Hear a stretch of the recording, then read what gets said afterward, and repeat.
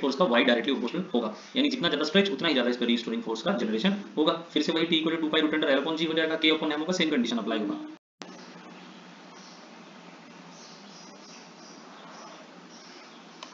तो चलिए आप सभी का स्वागत है मेरी YouTube channel physics with tricks में।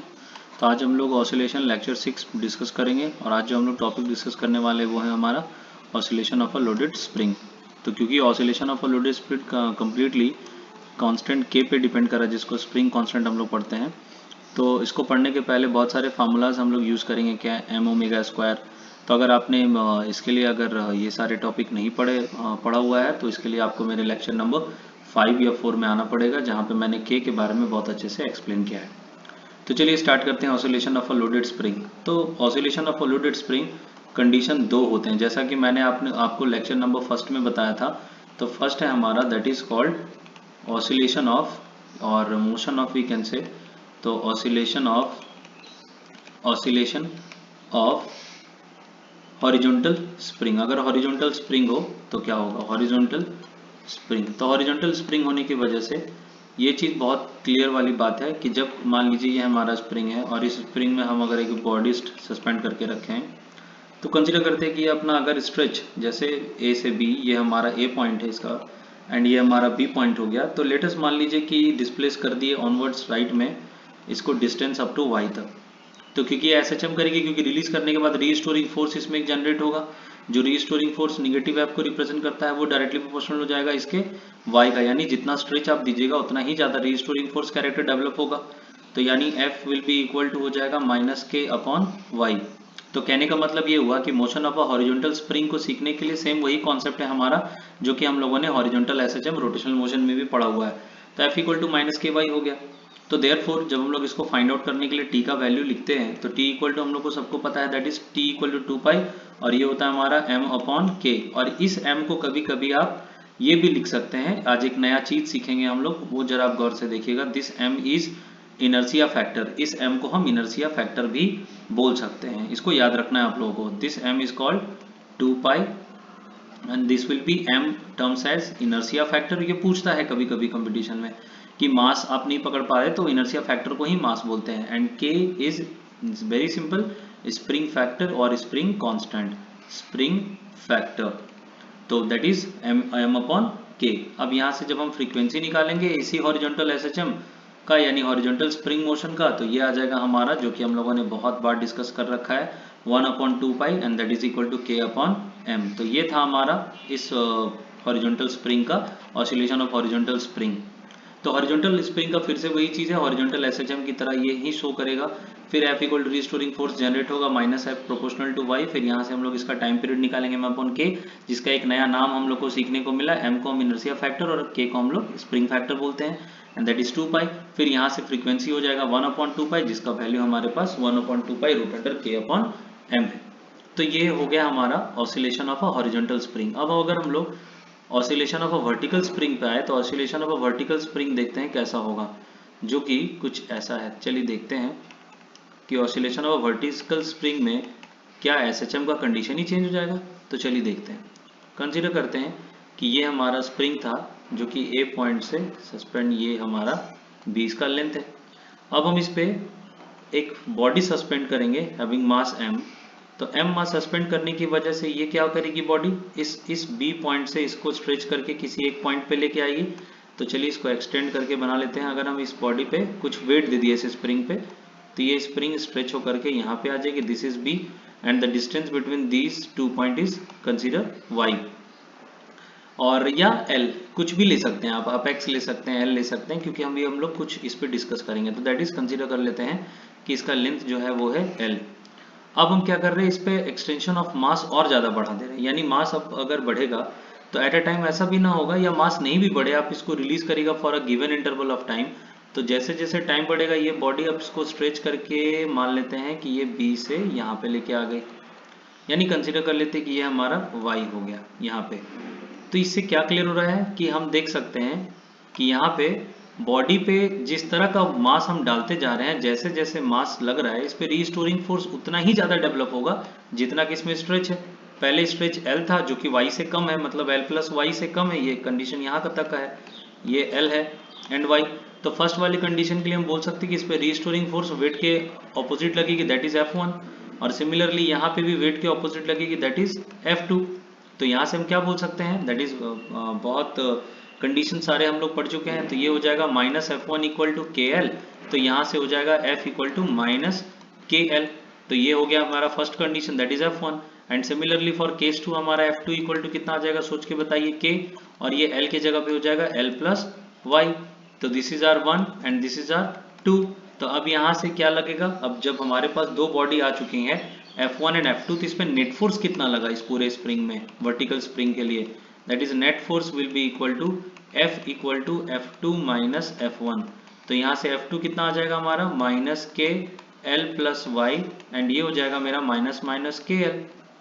तो यहाँ से हमारा कितना आ जाएगा, दैट इज माइनस के एल माइनस के वाई एंड प्लस के एल। तो यहाँ से के एल कैंसिल आउट। तो आप देख सकते हैं कि नेट फोर्स फिर से वही आ गया जो कि एक वर्टिकल हॉरिजॉन्टल SHM का था। तो चाहे स्प्रिंग हॉरिजॉन्टल मोशन में रहे या मतलब स्प्रिंग का ऑसिलेशन अगर हॉरिजॉन्टल SHM हो या वर्टिकल SHM हो, वहाँ का जो नेट फोर्स होता है वो हमेशा माइनस के वाई यानी वाई के डायरेक्टली प्रोपोर्शनल होता है, यानी F is directly proportional to Y। ये F क्या है, रीस्टोरिंग कैरेक्टर, ये रीस्टोरिंग फोर्स है, ये अप्लाइड फोर्स नहीं है। अगेन हम रिपीट कर रहे हैं, आप बुक में देखिएगा तो वहाँ direct F equal to minus k x होता है, तो वहाँ इस तरह से भी हमें पढ़ाया जाता है, that F is directly proportional to X। तो फिर प्रोपोर्शनल हटेगा तो माइनस रीस्टोरिंग फोर्स की वजह से माइनस के एक्स। आप इस तरह से नहीं लिखे, कांस्टेंट नेगेटिव नहीं होगा, आपको रीस्टोरिंग फोर्स को ही नेगेटिव लिखना है, that is minus F is directly proportional to X। तो फिर यहाँ से F प्रोपोर्शनल हटेगा, दैट इज K कांस्टेंट, क्योंकि K कांस्टेंट है वो K पॉजिटिव होगा। X अब यहाँ से माइनस ले आइए तो F equal to minus k x. ये होता है इसके पीछे का बेसिक हिस्ट्री। तो कहने का मतलब क्या हुआ कि आपको ये नहीं जानना है कि सीधा आपको F equal to minus k x लिख देना है, तो फिर आपका कॉन्सेप्ट जो है वो K कांस्टेंट निगेटिव की तरफ चला जाएगा, जो कि बिल्कुल गलत है। रीस्टोरिंग फोर्स ही निगेटिव होता है, K तो पॉजिटिव होता है। फिर यहाँ से माइनस हम इसको देते हैं तो ये माइनस के एक्स हो जाएगा। यानी कहने का मतलब हमारे पास ये नेट फोर्स आ चुका है, दैट इज माइनस के वाई, जिससे हम लोगों ने ये ऑब्जर्व किया कि चाहे ऑसिलेशन हॉरिजॉन्टल स्प्रिंग का हो चाहे वो ऑसिलेशन वर्टिकल स्प्रिंग का हो, कंडीशन हमेशा नेट फोर्स का वाई डायरेक्टली प्रोपोर्शनल होगा। यानी जितना ज्यादा स्ट्रेच उतना ही ज्यादा इस पर रीस्टोरिंग फोर्स का जनरेशन होगा। फिर से वही T equal to 2 pi root under L upon G हो जाएगा, K अपॉन M होगा, सेम कंडीशन अप्लाई होगा। ओके, तो चलिए उम्मीद करते हैं आपको ये अच्छे से समझ में आ गया। अब देखते हैं हम लोग कि जेईई मेंस में किस तरह के क्वेश्चंस पूछे जाएंगे और वहां पे हम लोग कौन सा कॉन्सेप्ट लगा सकते हैं। तो चलिए अच्छे से देखना है इस टॉपिक को, बिल्कुल छोड़ना नहीं है। देखिए तो ना केस नंबर 1 जो कि इम्पोर्टेंट है हमें जेईई मेंस के लिए, हमारे जेईई मेंस के लिए, जो कि कुछ इस तरीके से है कि अगर मान लीजिए यहाँ पे एक बॉडी है और ये स्प्रिंग है और यहाँ भी एक बॉडी है दैट इज M और ये भी M। अब कंडीशन ये है कि दोनों बॉडी आपस में मतलब दोनों तरफ फोर्स लग रहा है, तो दोनों की वजह से रीस्टोरिंग फोर्स इस पे जनरेट होगा। तो रीस्टोरिंग फोर्स जब जनरेट होगा तो जाहिर सी बात है टाइम, यानी जो इसके टाइम पीरियड है, जो भी इसका पीरियड ऑफ टाइम होगा उसमें कुछ ना कुछ वेरिएशन आएगा। तो देखते हैं वो कितना आता है। तो ऐसे कंडीशंस में आपको क्या लिखना है, T equal to 2 pi root under M upon K कर देना है। मतलब M की जगह पे आप अगर अच्छे से थोड़ा डीपली पढ़ना चाहते हैं तो ये M की जगह पे आपको कर देना है दैट इज म्यू। अब आप पूछिएगा सर ये म्यू क्या है, तो ये मास फैक्टर है, this mu is called mass factor. तो ये मास फैक्टर क्या होता है, जैसे आपके पास अगर दो बॉडी है ना M1 M2, अगर मान लीजिए दो आइडेंटिकल बॉडी M1 M2 है तो म्यू का फार्मूला होता है M1 M2 divide by M1 plus M2। तो ये कंडीशन आपको कब अप्लाई करना है, जब दो बॉडी आपस में ऑसिलेशन कर रही हो, यानी दोनों का ऑसिलेशन हो, ऐसा नहीं कि एक फिक्स और दूसरा मूव कर रहा है। अगर दोनों का अपना ऑसिलेशन है तो स्प्रिंग पे जो पीरियड ऑफ टाइम आएगा वो हो जाएगा 2 pi and root under mu की जगह पे आपको लिखना है M1 M2 और नीचे आ जाएगा आपका K और ये हो जाएगा M1 प्लस M2। बहुत इंपॉर्टेंट चीज है इसलिए इसको अच्छे से देखिएगा। Now next is what, next है हमारा कि ये टाइम पीरियड तो हम निकाल दिए। तो कहने का मतलब अगर दोनों बॉडी आइडेंटिकल है तो क्या हो जाएगा, अगर दोनों बॉडी यानी मान लीजिए एक स्प्रिंग है और एक स्प्रिंग में आप इधर भी 5 kg का बॉडी और इधर भी 5 kg का बॉडी पे सेम अमाउंट ऑफ फोर्स लगा करके ऑसिलेशन करा रहे हैं, दोनों में अपना अपना ऑसिलेशन इस तरीके से कर रहा है SHM। तो उस कंडीशन में T इक्वल टू क्या आ जाएगा, T इक्वल टू हो जाएगा 2 पाई और ये कितना आ जाएगा आप चेक करिए M1 M2। तो M1 M2 means M into M, M square by K and M1 plus M2 will be equal to 2M। तो यहाँ से हमारा mm कैंसिल आउट हो जाएगा, तो आपका टर्म आ जाएगा t equal to 2 pi root under m upon 2k हो जाएगा। यानी कहने का मतलब क्या हुआ कि आपको ये चीज ध्यान देना है कि जब भी दो आइडेंटिकल बॉडी या अगर डिफरेंट बॉडी, आप डिफरेंट से ही याद कर रख लीजिए, ये आपको काम आ जाएगा।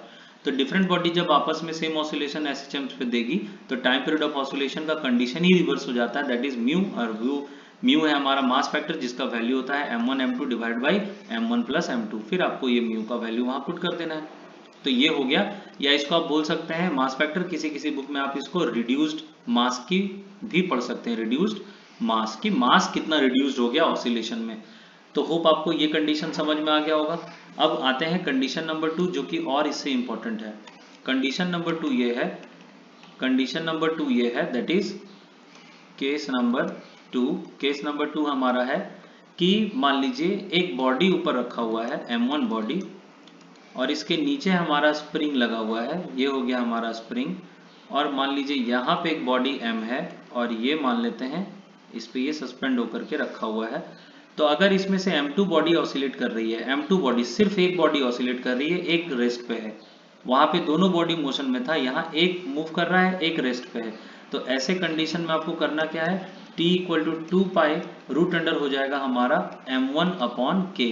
अब m1 अपॉन k का मतलब क्या हो गया कि जो बॉडी ऑसिलेट करेगी वहां पे आपको वो कंडीशन अप्लाई कर देना है, यानी m1 अपॉन k कर देना है। अब सीधी सी बात है, अब यहाँ पे मान लीजिए कि अगर ये एक्सटेंशन यहाँ पे एक रखा हुआ है किसी बॉडी पे, ये एक बॉडी, तो आपको दो चीजें वहां पे पूछी जाएंगी। पहला चीज क्या है कि मैक्सिमम रिएक्शन टेबल का कितना होगा, मैक्सिमम रिएक्शन, ये बहुत पूछा जाता है जेईई मेंस में। और मिनिमम रिएक्शन कितना होगा, दो चीजें, maximum reaction and minimum reaction. तो मैक्सिमम रिएक्शन कितना बॉडी प्रोड्यूस कर देगी इस पे टेबल, जो कि हो जाएगा दैट इज, जिसको आप m2 बोल सकते हैं, ये जो m2 है, तो m2 ही तो इस पे रिएक्शन प्रोड्यूस करेगी स्प्रिंग पे। तो कहने का मतलब क्या हो गया, मैक्सिमम आ जाएगा।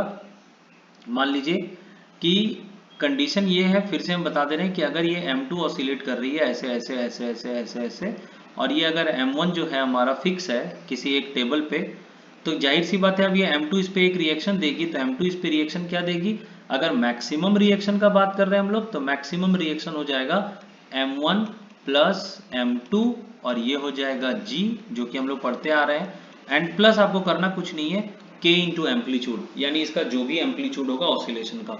सिमिलरली अगर इसको आपको मान लीजिए देना है मिनिमम रिएक्शन, तो मिनिमम रिएक्शन हो जाएगा m1 plus m2 g and minus k। फिर से समझते हैं, मतलब कि अगर m1 यहाँ पे ऑसिलेट कर रही है तो यहाँ पे टाइम पीरियड हो जाएगा, जो ऑसिलेशन कर रहा है उसका वैल्यू यहाँ लिखना है, जो कांस्टेंट है उसको आपको नहीं देखना है।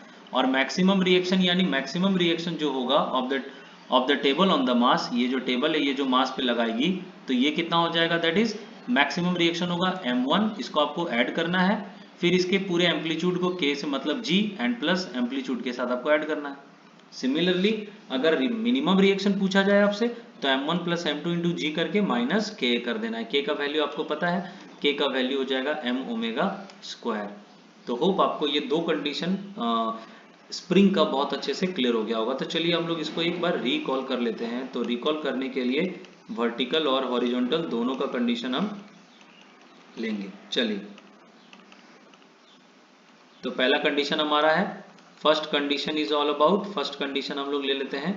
चलिए, तो पहला कंडीशन वो था हॉरिजॉन्टल स्प्रिंग का। तो हॉरिजॉन्टल स्प्रिंग में हम लोगों ने क्या किया, हॉरिजॉन्टल स्प्रिंग में सीधी सी बात, सिंपल पेंडुलम यानी 2 equal to 2 pi m upon k होगा। सिंपल पेंस यहाँ पे f इक्वल टू हमारा माइनस ky होगा। वर्टिकल स्प्रिंग में भी हमारा कंडीशन क्या था, वर्टिकल स्प्रिंग में भी सेम कंडीशन आएगा, that is f equal to minus ky, क्योंकि नेट फोर्स आपका उतना ही आता है, यानी।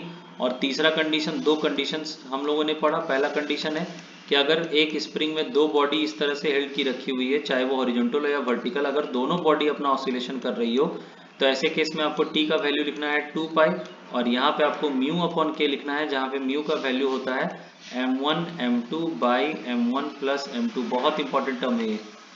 और केस नंबर 2 हम लोगों ने पढ़ा, केस नंबर 2 हम लोगों ने पढ़ा दैट इज कि अगर उसमें से एक बॉडी, यानी अगर मान लीजिए m1 बॉडी मूव कर रही है, m1 ऑसिलेट कर रही है, और m2 जो है वो किसी एक टेबल पे या किसी स्टैंड के थ्रू फिक्स है, तो ऐसे कंडीशन में आपको टाइम किसका लेना है, जो ऑसिलेट करेगा, तो 2 पाई रूट अंडर हो जाएगा m1 अपॉन के। और ऐसे कंडीशंस में आपको दो चीजें पूछेंगी, मैक्सिमम पूछी जाएंगी क्वेश्चन में, maximum reaction by the table and minimum reaction. तो मैक्सिमम रिएक्शन आपको कैसे निकालना, बहुत ही सिंपल, m1 प्लस m2 कर देना है, उसको g से मल्टीप्लाई करना है, मैक्सिमम है तो आपको k a से ऐड कर दीजिए।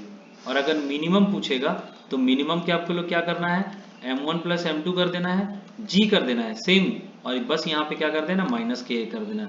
तो अगर ये ज़्यादा आपके पास कॉम्प्लिकेटेड हो गया है लास्ट वाला टर्म कि सर कहाँ पे लिखे हुए हैं समझ में नहीं आ रहा है, तो हम आपके लिए नीट एंड क्लीन पार्ट में लिख देते हैं इस चीज़ को, कि चलिए फिर से सीख लेते हैं। क्या कंडीशन था कि m2 हमारा फिक्स है, ये हो गया स्टैंड जिसमें इसको फिक्स रखे हैं, और ये m1 जो है ये ऑसिलेट करेगी SHM के साथ। तो ऐसे कंडीशन में हमारा जो t आ जाएगा, आपको सबसे पहले क्या लिखना है, 2 पाई रूट अंडर जो ऑसिलेट कर रही है उसी का वैल्यू m1 अपॉन के, एंड देयरफॉर ऐसे कंडीशंस में आपको टेबल जो है वो दो रिएक्शन देगी। ये जो टेबल है रिएक्शन पूछता है, इसी वजह से मैं बता रहा हूँ, रिएक्शन हो जाएगा दो कंडीशन, एक होगा मैक्सिमम रिएक्शन और दूसरा होगा मिनिमम रिएक्शन। तो मैक्सिमम रिएक्शन में आपको करना क्या है, दोनों बॉडी को ऐड कर देना है, उसको g से मल्टीप्लाई कर देना है और साथ में ka कर देना है। सिमिलरली यहाँ पे आपको करना वही चीज़ है, m1 प्लस m2 कर देना है, g कर देना है, बस यहाँ पे माइनस ka कर देना है। तो ये हो गया maximum reaction and minimum reaction. तो ये चीज़ आपको दिमाग में रखते हुए चलना है कि जब अगर आपको स्प्रिंग का क्वेश्चन पूछेगी तो वो जाहिर सी बात है, जेई आपको ये नहीं दे रही है या नीट नहीं दे रही है कि मास दिया हुआ है, स्प्रिंग फैक्टर दिया हुआ है, तो बस आप टाइम पीरियड बताइए। वो आपको बहुत सारे कंडीशंस पूछ सकते हैं कि रिएक्शन ऑफ टेबल क्या होगा, या स्टैंड का रिएक्शन क्या होगा, मिनिमम रिएक्शन क्या होगा, या अगर बॉडी में दोनों बॉडी ऑसिलेट कर रही है तो कंडीशन क्या होगा, एक बॉडी ऑसिलेट करेगी तो कंडीशन क्या होगा। तो डीपली पढ़ने से ही आप किसी चीज़ के न्यूमेरिकल्स को डील कर सकते हैं। अगर ऊपर ऊपर या डायरेक्टली पढ़ लीजिएगा तो फिर न्यूमेरिकल्स में आपको बहुत दिक्कतें होने वाली है। तो चलिए ये तो था हमारा SHM का loaded oscillation of a loaded spring. अब हम लोग आते हैं ऑसिलेशन से ऑलमोस्ट लास्ट टॉपिक हम कह सकते हैं, इसके बाद हमारा बस resonance oscillation, force and free oscillation का ही बचा हुआ है, तो वो भी हम लोग आज के वीडियो में उम्मीद करेंगे कि कर लें। तो ओके, तब हम लोग आते हैं नेक्स्ट और सबसे इंपॉर्टेंट टॉपिक इस चैप्टर का, जो कि है oscillation of loaded spring combination. Oscillation of loaded spring combination यानी लोडेड स्प्रिंग कॉम्बिनेशन का ऑसिलेशन आप कैसे फाइंड आउट करिएगा, जिसमें सबसे पहला कंडीशन क्या है, सबसे पहला कंडीशन इसमें पूछा जाता है सीरीज कॉम्बिनेशन, और दूसरा हमसे पूछा जाता है पैरेलल। ये एकदम डायरेक्ट क्वेश्चन पूछती है नीट डायरेक्ट पूछेगी आपको, एंड पैरेलल कॉम्बिनेशन। तो आज एकदम क्रिस्टल क्लियर में करवा दूंगा, that's series combination and parallel combination. तो सीरीज कॉम्बिनेशन के लिए बहुत सारे डायग्राम हम बना सकते हैं, और पैरेलल मतलब सीरीज कॉम्बिनेशन का दो डायग्राम हमारे दिमाग में सबसे पहले आएगा, और पैरेलल कॉम्बिनेशन तो एज यूजुअल हम एक बना सकते हैं। तो चलिए हम लोग सबसे पहला स्टार्ट करते हैं पैरेलल कॉम्बिनेशन ऑफ स्प्रिंग। तो पैरेलल कॉम्बिनेशन को बनाने के लिए सबसे पहले नया पेज ओपन कर लेते हैं। तो आज का टॉपिक हमारा स्टार्ट होता है, फिर से नेक्स्ट टॉपिक है पैरेलल कॉम्बिनेशन ऑफ स्प्रिंग।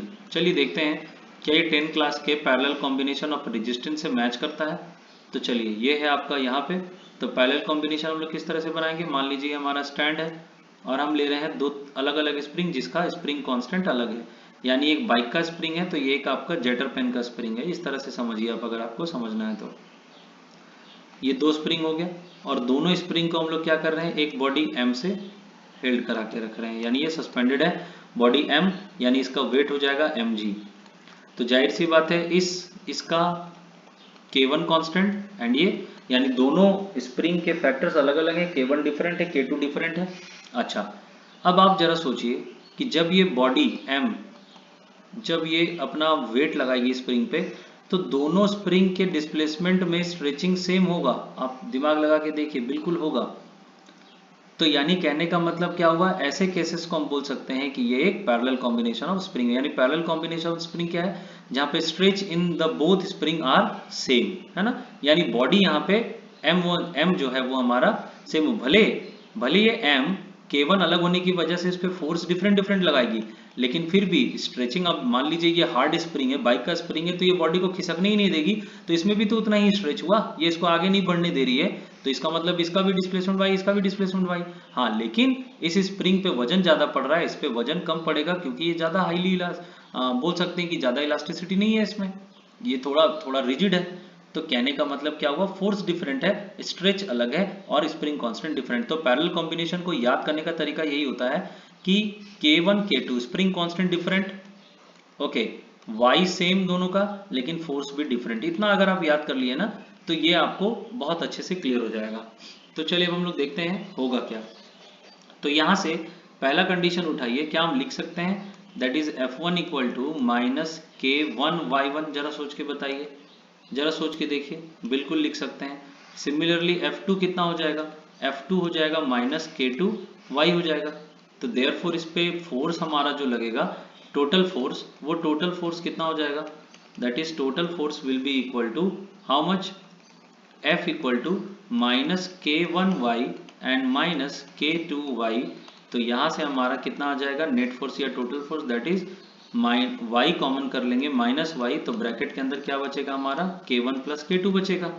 इसको हम इक्वेशन ए कंसीडर कर लेते हैं। अब एक बहुत इंटरेस्टिंग पार्ट हम लोग डिस्कस करने जा रहे हैं, वो ध्यान से देखिए। अब आप गौर से देखिए, क्या ये पूरा सिस्टम एक सिंगल स्प्रिंग की तरह काम करेगा, जरा सोच के देखिए।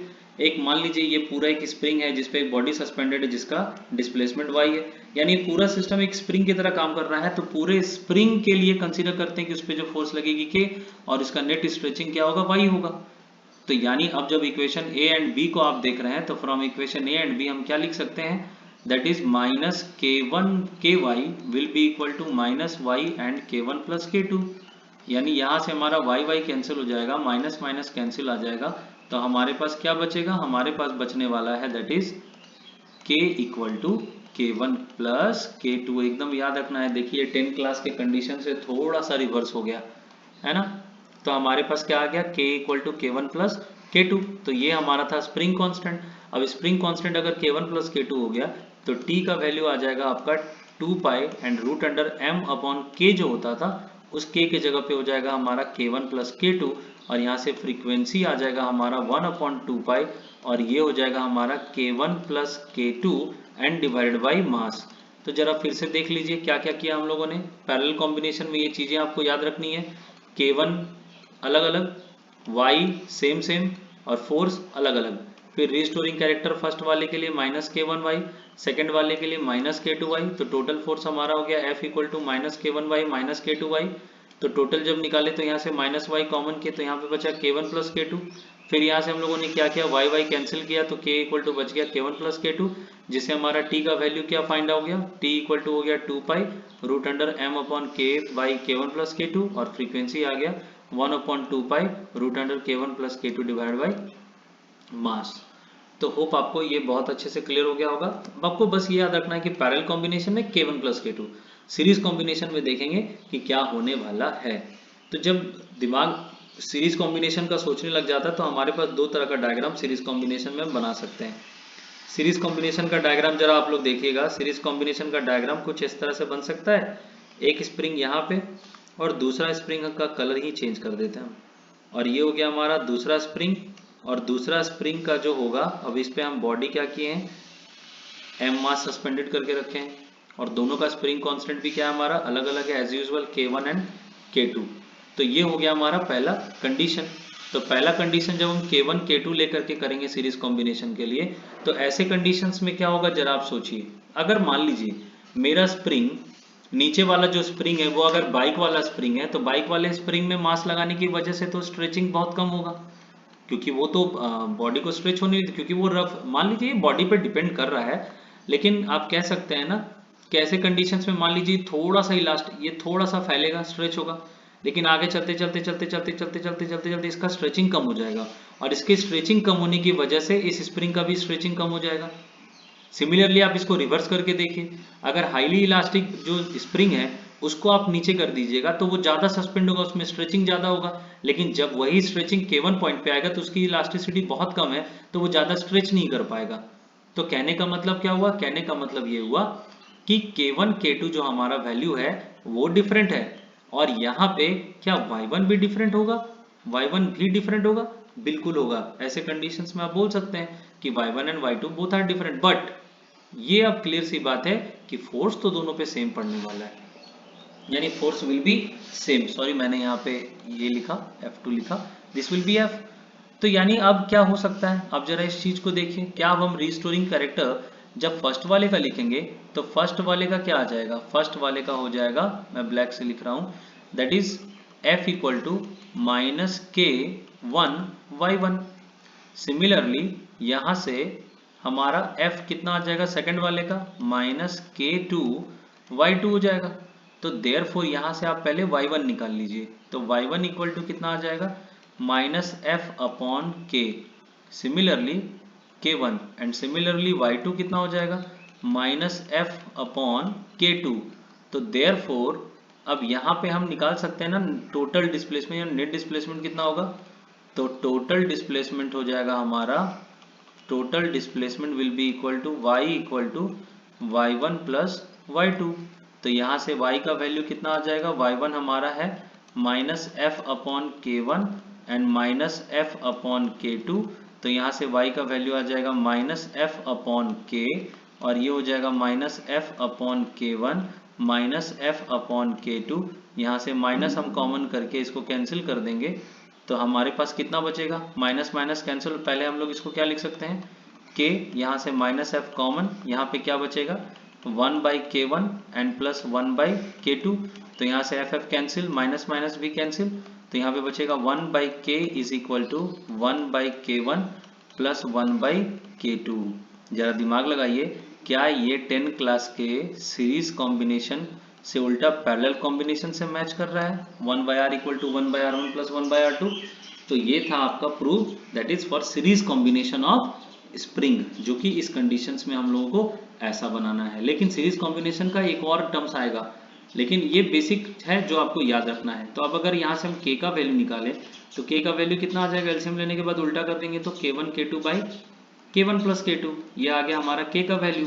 तो k का वैल्यू जब निकल गया तो एज यूजुअल हमसे क्या पूछेगी, जी नीट स्ट्रेट पूछती है, तो t इक्वल टू कितना आ जाएगा 2 pi, and this one will be equal to m upon k होता है। तो t का वैल्यू यहाँ से आ जाएगा 2 पाई, और यहाँ से हो जाएगा m, और यहाँ से क्या आ जाएगा k का वैल्यू जब आप डालिएगा तो k का वैल्यू में ये ऊपर आ जाएगा, तो m K1 प्लस K2, और नीचे आ जाएगा हमारा K1 इंटू K2। ये हो गया टाइम का इक्वेशन, और टाइम का अगर इक्वेशन मिल गया आपको तो यहाँ से आप क्या कर सकते हैं, फ्रीक्वेंसी भी फाइंड आउट कर सकते हैं। तो फ्रीक्वेंसी आ जाएगा 1 अपॉन 2 पाई, और ऊपर में क्या आ जाएगा आपका K1 K2 एंड बाय कितना हो जाएगा m K1 प्लस K2। ये हो गया आपका सीरीज कॉम्बिनेशन का कंडीशन। तो चलिए फिर से समझते हैं। जाहिर सी बात है डिस्प्लेसमेंट दोनों बॉडी में अलग अलग होंगी, तो बॉडी अलग होने के कारण डिस्प्लेसमेंट F ये, लेकिन फोर्स दोनों में सेम लगेगा। तो F यहाँ से क्या किया, माइनस K1 Y1 किए, फिर F equal to minus K2 Y2 हो गया। तो Y1 का वैल्यू आ गया minus F upon K1, Y2 का वैल्यू आ गया माइनस एफ अपॉन K2।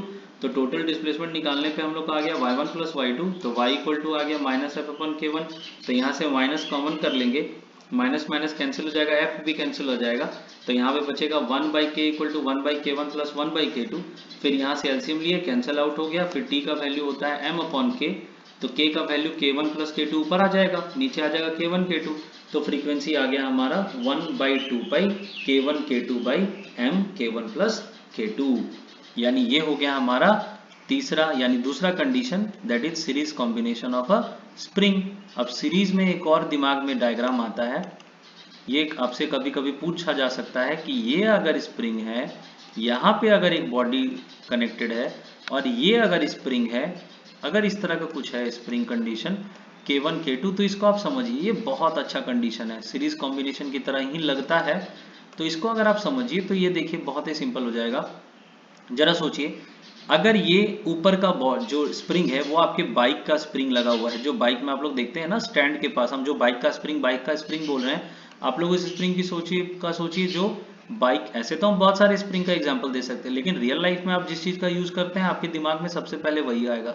तो बाइक वाले स्प्रिंग में आप देखेंगे स्टैंड के पास जो स्प्रिंग होता है, जिसकी वजह से स्टैंड हमारा खट से आवाज करके ऊपर चला जाता है, तो वहां पे जो वो स्प्रिंग होता है वो कितना कम इलास्टिक का होता है, बहुत हार्ड होता है। तो अगर हम इस स्प्रिंग को वहां पे कनेक्ट कर दें और नीचे हम अपने जेटर पेन में लगे हुए स्प्रिंग को लगा दें, मान लीजिए ये जेटर पेन का है और ये मान लीजिए हमारे बाइक का स्प्रिंग है, तो जाहिर सी बात है ये स्प्रिंग तो इसको खिसकने ही नहीं देगा मास को, अगर हम 2 kg का बॉडी इस पे ऐड कर रहे तो, क्योंकि इसका स्ट्रेचिंग है, इसका इलास्टिसिटी बहुत कम है।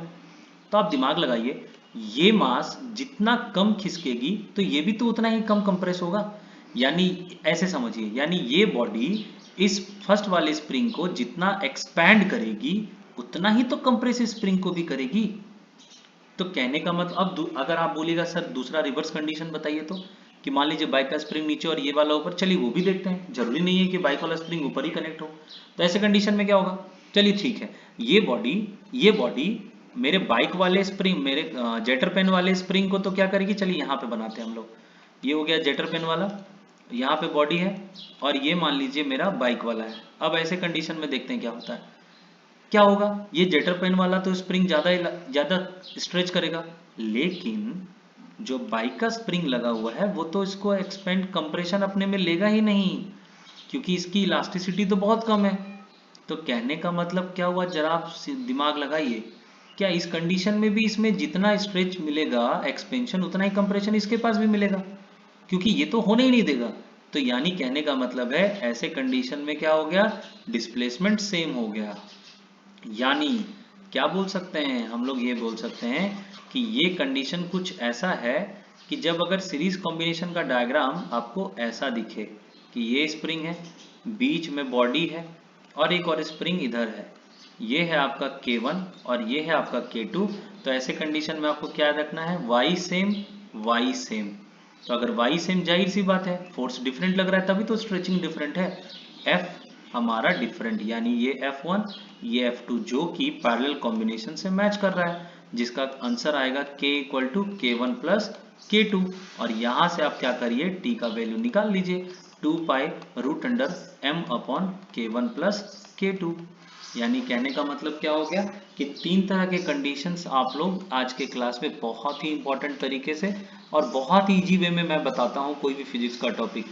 यानी ये हो गया, दैट इज ये स्प्रिंग था, ये स्प्रिंग था, यहाँ पे एक बॉडी हेल्ड करके रखी हुई, ये नीट और जेई में बहुत पूछा जाता है, इसका मास m है। तो ऐसे कंडीशन में क्या याद करने का तरीका सिखाए थे, y सेम, K1 अलग K1 अलग, F1 अलग F2 अलग। मीन्स कहने का मतलब कि अगर y सेम होगा तो फोर्स डिफरेंट होगा, K1 K2 तो ऐसे ही डिफरेंट होता है, तो यानी y डिफरेंट, अगर y सेम है तो F डिफरेंट हो जाएगी।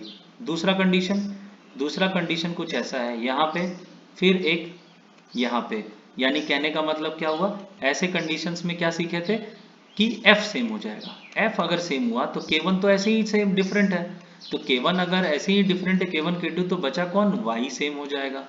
तीसरा कंडीशन हम लोगों ने क्या सीखा, तीसरा कंडीशन कुछ ऐसा था कि इस तरह का अगर डायग्राम मिले, इससे ज्यादा डायग्राम आपको मिल नहीं सकता है, K1 K2 और ये अगर मास है तो यहाँ पे क्या सिखाए थे, यहाँ पे y सेम होगा, y सेम होगा तो F1 डिफरेंट हो जाएगा। बस यही इसका सबसे सिंपल ट्रिक है कि आप इसको इस तरीके से याद कर लेते। अगर ये ट्रिक आप लोग याद रख लिए तो एग्जाम में नीट और जेईई मेंस का क्वेश्चन आपको मेरे ख्याल से ज्यादा तंग नहीं करेगा।